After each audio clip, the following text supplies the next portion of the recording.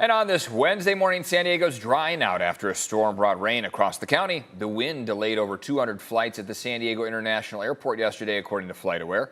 So far, things are back to normal here today. Thanks for being here at 6 a.m. I'm Eric Connert. And I'm Nada Iranpour. Glad you're joining us, and hopefully you enjoyed the rain. It wasn't too disruptive. Let's check in with meteorologist Evan Nurani.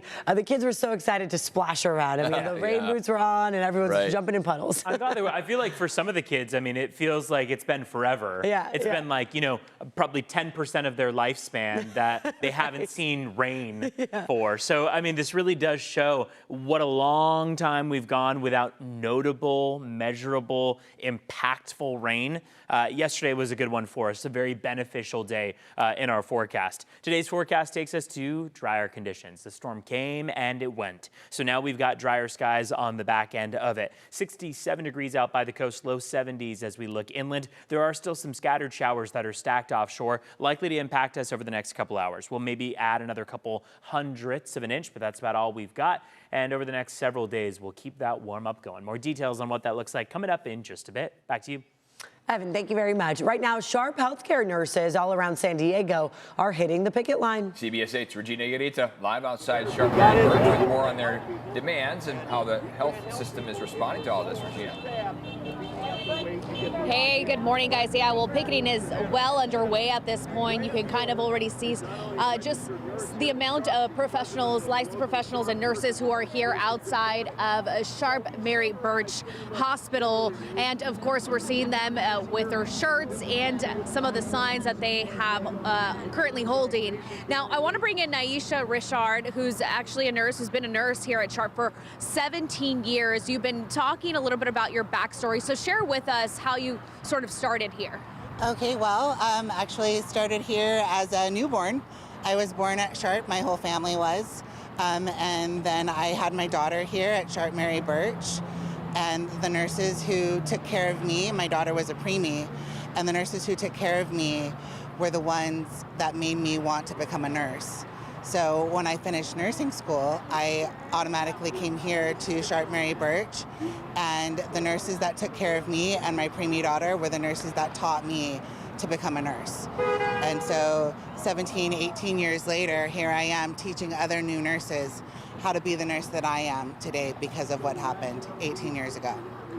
Incredible. And you're also mentoring some of the nurses at this point, right? And sort of a full circle moment for you. It is most absolutely a full circle moment for me. And I remember being a new nurse and being scared and not knowing what to do, even after coming out of nursing school. And these young nurses come in and they look to us experienced nurses to guide them through their careers, their early part of their careers. Naisha, just listening to you, I could tell, you know, the passion that you have for your career. Knowing this, why are you here today, and what are you hoping that, you know, some of the negotiation that are happening currently, what are you hoping to achieve? We are hoping to have Sharp know that they need to value us more than they do. We are serving our communities. We're taking care of their families, everyone's families, our own families, like they are ours. We're away from our families 12 hours a day, sometimes longer, working short-staffed, understaffed, underpaid, and without sick leave. Naisha, thank you so much. She, like many, are out here for the same reason. I want to bring up just the statement that Sharp also shared with us. This is what they put out. They said these pickets are not a strike, and the union has not called for a strike. Picketing events do not involve a work stoppage. Sharp remains fully staffed and is continuing to provide the high-quality care our community members need and deserve. We remain committed to a fair and responsible contract for our nurses. So back out here, again, picketing is well underway at this point. We'll continue to be covering this all morning, talking to more nurses out here, really trying to get more of their side and see what they're hoping to achieve. But for now, I'll send it back to you.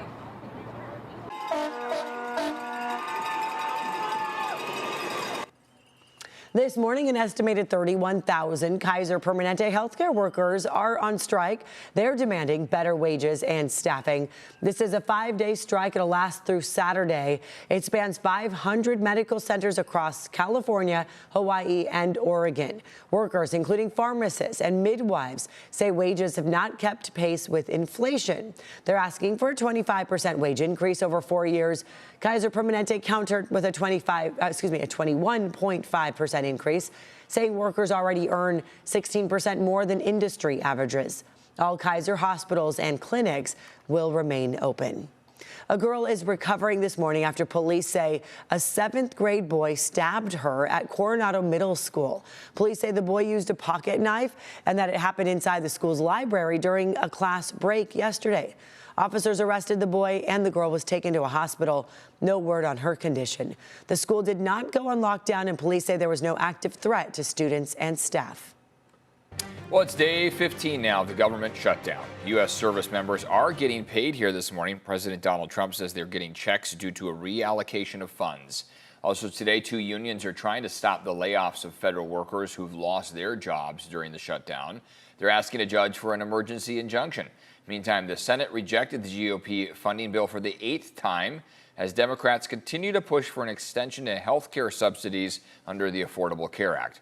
Air traffic controllers are urging lawmakers to strike a deal after getting only a portion of their paychecks. They won't be paid again until after the shutdown. Today, local families impacted by the government shutdown can get a helping hand. Jewish Family Service hosting a food distribution every Wednesday afternoon. This will continue weekly until the shutdown ends. A homeless encampment in Lemon Grove is expected to be shut down today. This is along North Avenue near the 94. It's part of an effort to connect people to permanent housing and supportive services. And it comes after the city of Lemon Grove received an $8.4 million grant. This was back in March. 30 people have reportedly already been placed into housing. New this morning, get ready to pay more to park in La Mesa. Last night, City Council approved higher rates for meters in the downtown Village area. Fees will go up from 75 cents to $1.50 an hour, so doubling. This all starts January 1st. San Diego Unified is shaking up its high school schedules. Listen to this. The school board voted to move Madison, Mira Mesa, and Canyon Hills high schools to a 4x4 block system. That means students will take 4 longer classes a day instead of 6 year-long ones. Those in favor of the move say it'll help keep kids focused on fewer subjects at a time, and then they can make up credits more easily. Critics argue it packs more work into less time and leaves some teachers unprepared. The new schedule rolls out next fall. All right, taking a peek at some of the wind gusts and rain totals. It was a quick, kind of slow-moving storm to start, but it just kind of went through quickly. Once it got here, it was like whoosh. Yeah. I mean, in LA and Orange County, it was a different situation, kind of stalled over them. And then for us, yes, it just kind of swept across over the course of our Tuesday. Now we're at Wednesday, and we have almost no remaining wet weather in the forecast. There are a few scattered showers that are stacked offshore. In fact, I can show you what those look like right now. But we do still have the expectation that what is stacked off the coast right now will only bring coastal communities, inland valleys, maybe a few remaining hundredths of an inch, as opposed to the half an inch of rain that we saw yesterday. Our peak wind gusts from yesterday are in, and boy, we got to 50 miles per hour up at toward Lake Cuyamaca Peak. Mount Laguna, 45 miles per hour. Downtown San Diego, the metro area, 41 miles per hour. Imperial Beach, Borrego Springs, upper 30s. So it was an impressive day as far as our rain totals and our wind gusts. One spot in San Diego County broke a daily rainfall record. It was the rainiest October 15th, the wettest October 15th for Ramona.